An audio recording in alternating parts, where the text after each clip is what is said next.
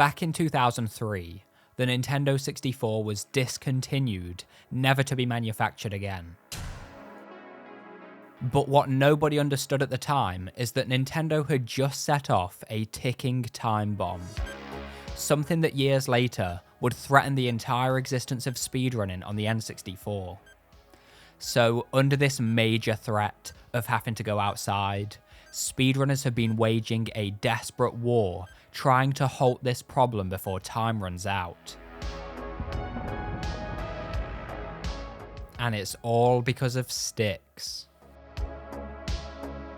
Yes, believe it or not, the N64 analog sticks have been the subject of a massive rabbit hole and countless controversies.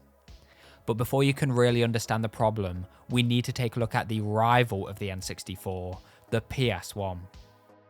Here we have the PS1 controller. The analog sticks are made with a cheap component called a potentiometer. Now, ever since the PS1, potentiometers have been used on almost every controller, including the modern consoles. The N64 is an exception with a completely different type of stick. It's more expensive to manufacture, made with optical discs. This means that it's actually more precise than any stick you'll find on a modern controller, and it's even immune to the famous drift problem that people are always whining about on modern consoles. So for many N64 games like Super Mario 64, speedrunners demand the precision that only these sticks can provide. At first, there was no problem. But eventually, speedrunners really started to discover the Achilles heel of the N64 stick: durability. These sticks are made out of plastic, so they wear down rapidly. Especially when you're a speedrunner, no life in Mario for 10 hours a day. Now, when these sticks wear down, they'll become loose, they'll become wobbly, and the notches around the edge of the stick will stop working properly. So in the 2010s, with speedrunning becoming more popular, no new sticks made in over a decade, and nobody able to replicate the original stick, it was becoming unavoidable. This was going to be a problem.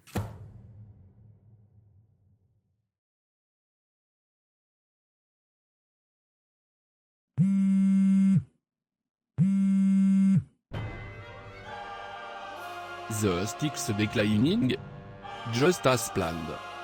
Pump it.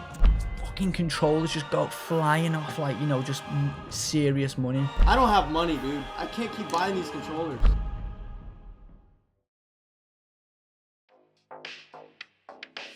With the stick crisis coming into full effect, speedrunners would have to treat sticks as a scarce resource. Many players would begin to open up their controller on a monthly basis to lubricate the internal components. This does actually help to make the sticks last longer, but even then, they only last for around 1 to 2 years. So, it would become increasingly common for speedrunners to be browsing eBay looking to stockpile controllers. But on an eBay listing, it's almost impossible to tell the condition of a stick. And of course, most eBay sellers were not speedrunners and had no idea how to test them to speedrun standards. Buying a stick from eBay was largely a game of luck. Very often, players would order a controller only to realise they'd gotten the short end of the stick. This whole phenomenon even became known as the eBay lottery amongst speedrunners. But within this chaos, some entrepreneurial speedrunners would spot a business opportunity. Thus came the age of the stick black market. One of the key figures in this market was Punkation, a legendary world record holder in Mario 64. So as the stick crisis was unfolding, he would begin to amass a large reserve stockpile of sticks. There's no way I can answer that question. I don't know how many controllers I have. Like new condition to like really good, probably like around 100 or some shit. Bad stick, bad cosmetic shape, then I probably have 200 plus. Many of these he would keep for his own personal use, but many of them he would personally test and grade with a rating out of 10. He would even use a homebrew application developed for the N64 specifically to test the quality of a stick.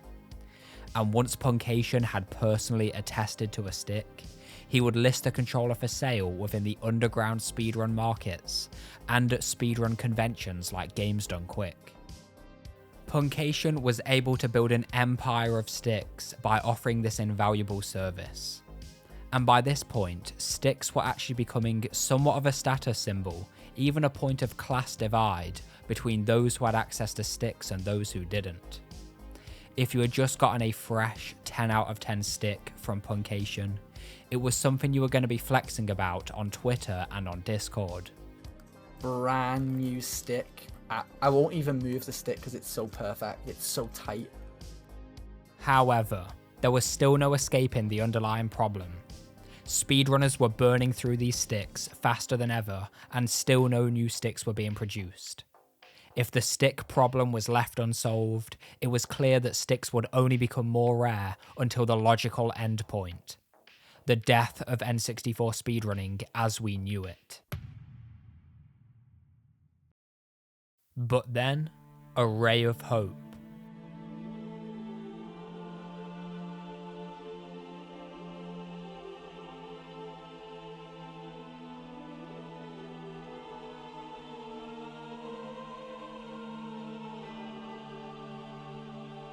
The steel stick.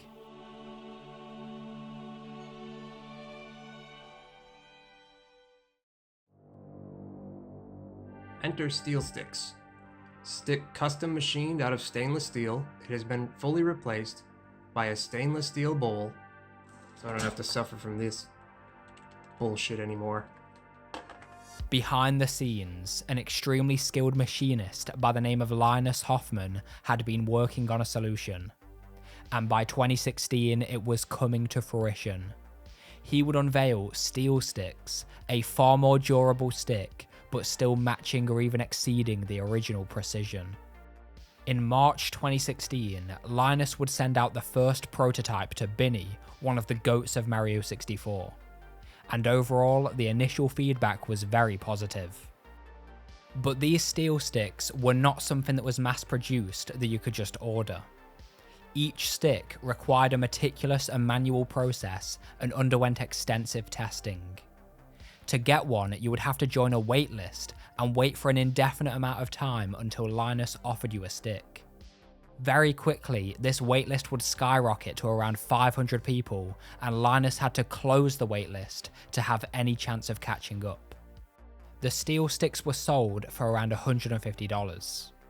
Now, this might sound ridiculous to your average gamer, but for a speedrunner it's an absolute bargain. They would actually be saving money in the long run, not having to buy new sticks.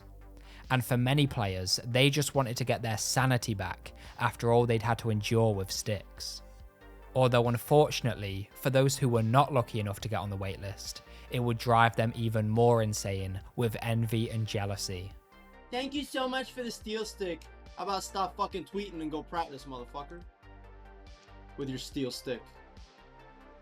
Fucking ram a fucking steel stick up that ass. Dude, fuck that bullshit. I'm so fucking triggered about that. Like, there's people that could really use those things, man. However, Linus was continuing to refine the process. The ultimate goal was to bring the steel stick to mass market, allowing every speedrunner to get their stick. The solution was finally here, and it was within reach.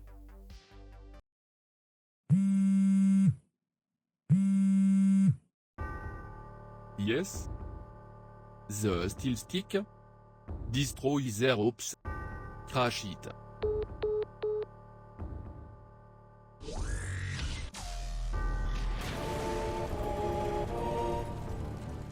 In the end, the steel sticks were not destined to be the saviour everyone had hoped. There was actually a number of factors that might have doomed the steel stick from the beginning. For example, some of the parts still had to be harvested and refurbished from original controllers. So having to buy these donor controllers in bulk, manually taking them apart and refurbishing them, this was all very time consuming. Not to mention the fact that Linus was basically on his own to make these sticks. He would struggle for around 3 years to get through this waitlist, ultimately completing around 400 orders by 2019. But by this point, he seemed to have had enough, and he disappeared into the night without leaving any final updates on social media. The waitlist was never to be opened again, and steel sticks would become an ultra-rare, highly sought-after item. They would easily sell for over $500 on the occasion that one appeared on eBay, and desperation began to kick in for those who weren't able to get one. If anybody has a steel stick, I'm just gonna shoot my shot, man. Money is not an issue. I'll give you all my money. I'll give you my house and a blowjob. And anybody that typed anything about steel stick, I went straight to their DM. Hey bro, I'd literally fuck you for a steel stick and give you $300. Dude, I tried. I fucking tried. I was so desperate. But steel sticks had proven it was possible to make high quality replacement sticks. And now, with a massive gap left in the market, many competitors would step into the stick arena over the following years. But be warned, it seems that with the death of steel sticks, a curse was unleashed that would haunt almost all future sticks.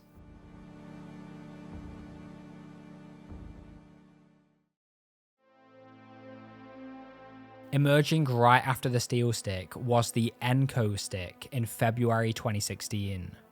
This was a project on Kickstarter started by a man called Andy, and he just wanted to recreate the sticks out of plastic like the originals. So I got a new one, scanned it, and then I 3D printed a prototype. It only took 3 days for the Kickstarter to meet its goal of $8,000. And at this point, Andy seemed to think it would be a relatively easy task with his 3D scans and his plastic injection machine. I can exactly replicate the original parts as they were made 13 years ago. He actually estimated it would only take around 3 months, and the sticks would be shipped to buyers by May. But May came and went, and still no sticks. They had been delayed until September, then delayed again until the end of the year, then delayed again until the next year.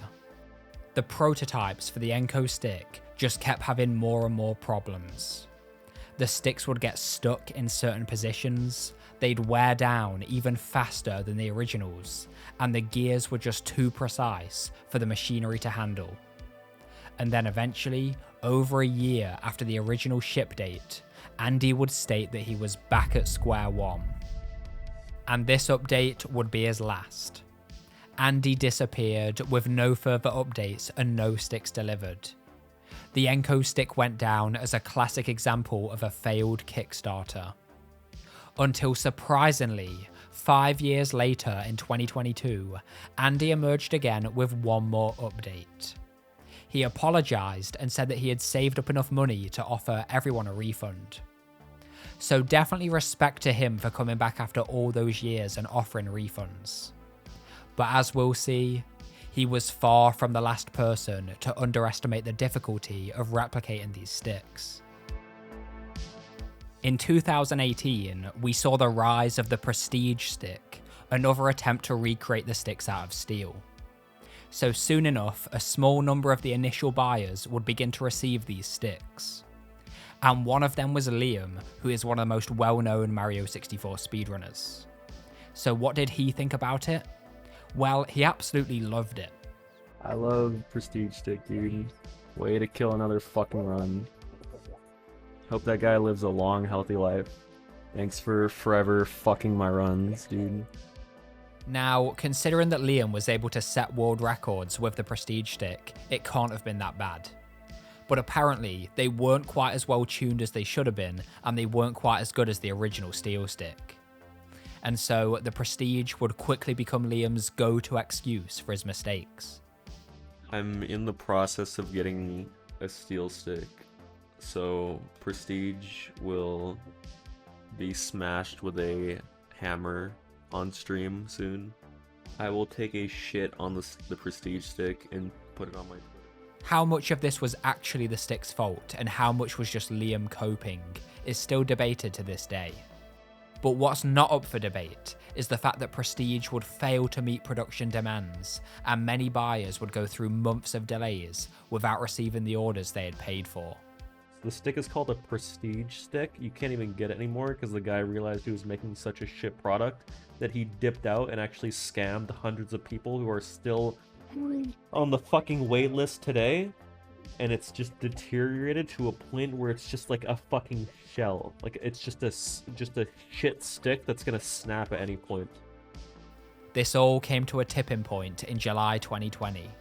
Prestige bizarrely announced that they were going to auction off a stick on eBay. Now, this really angered a lot of people. Why were they auctioning off a stick when countless buyers were still waiting on their order? Well, as it turns out, it was because Prestige was shutting down the project, cancelling all orders, and all the money from the auction would go towards refunding people. So you might be wondering, how much did the stick sell for? Well, I wasn't able to find the exact number, but here is a screenshot from the auction with 7 days remaining. Yes, the bidding had gotten up to 4,500 Canadian dollars. That's just how desperate people were getting at this point. As far as I can tell, Prestige seems to have ultimately issued refunds and then shut down the project. It would mostly go down as another failed attempt, and only about 40 Prestige sticks were ever produced.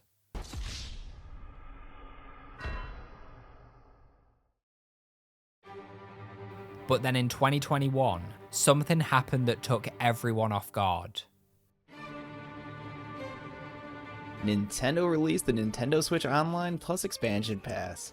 This will be the first time in 20 years that Nintendo has made an N64 controller. But things didn't quite go as planned. This is where all the magic is, and I can already tell you, it feels different.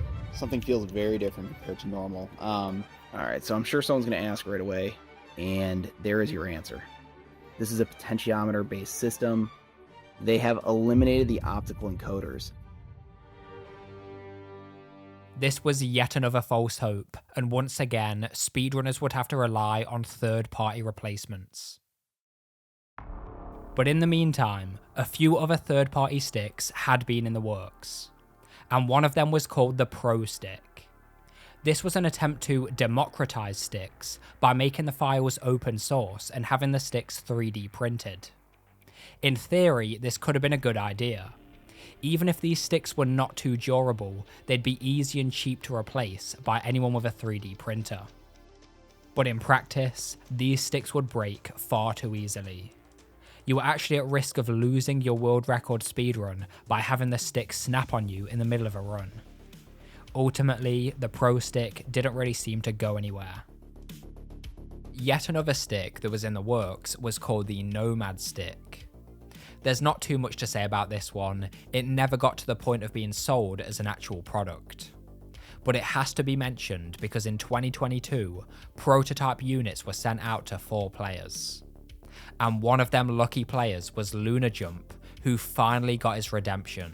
Bro, I've been fucking it up every time, but somehow I'm following through and it's working. Dude, this is all that... Mwah. Mwah. It's all the stick, I swear to God, man. There have been some whisperings of the Nomad Stick returning, but from what we can see right now, it seems to be pretty dead. In 2022, we had another stick called Re-Stick, and it was made by a company called Retech. But this one was a total disaster. For one, the sticks themselves seemed to have a lot of issues, including the fact that they would snap and break. Oh my god. It just fucking broke off with the fucking screw in it. But if this wasn't bad enough, orders were also delayed for months on end.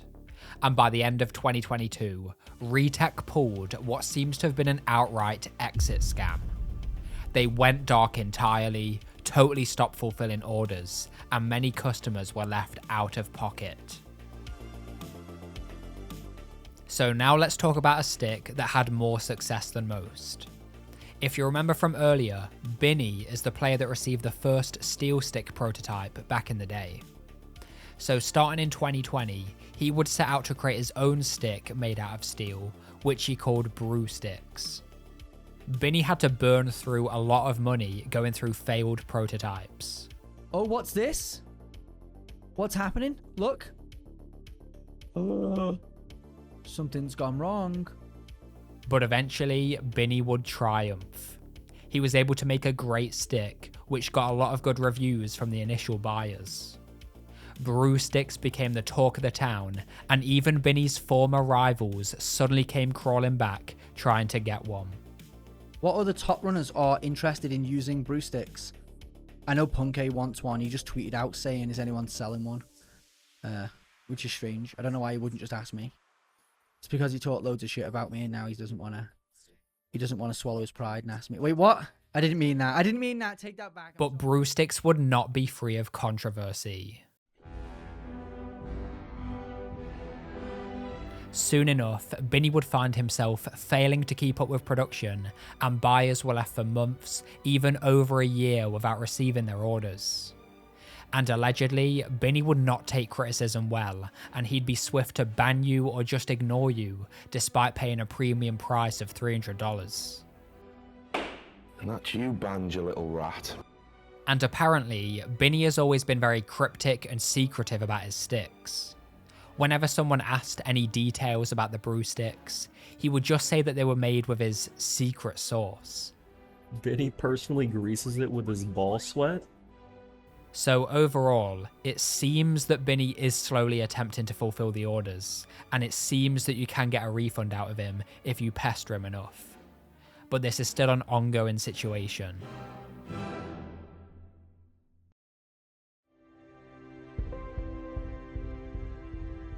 So finally, this brings me to two more sticks that are currently in the market today. The Houdini stick and the Tau stick. These are generally the recommended options at the time of this video, if you're lucky enough to get one. Yeah, I have Houdini stick and bowl. And, I mean, just look at this thing, man.